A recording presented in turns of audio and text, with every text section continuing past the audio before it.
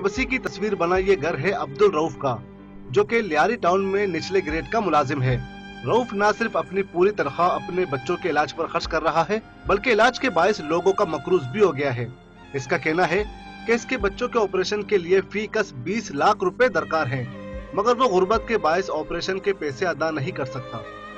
3 बच्चे मेरे तलसीने के पेशेंट है, तो तीनों को 60 लाख उम्र साना पॉल्यूशन के जो है उससे हम लोग करा रहे हैं, लेकिन ये जो है वक्ती तौर है, टैबलेट के जरिए इनका जो है इलाज चल रहा है। डॉक्टरों ने फाइनल जो कहा है कि कम से कम इनका ऑपरेशन होगा तब इनका जो है अपने जिस्म का जो है अपना ही खून आएगा।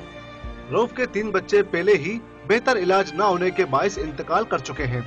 अब इसके ये बच्चे 15 साल अब्दुल वाहिद, 10 साल गुल बीबी और 9 साल महाज हुकूमत और मुखैर अफराद की जानिब से इमदाद चाहते हैं, ताकि ये घराना सेहतमंद जिंदगी के साथ साथ बेहतर मुस्तकबिल भी हासिल कर सके। मैं पढ़ना चाहती हूँ, मैं खेलना चाहती हूँ, हुकूमत से अपील है मेरा इलाज करे।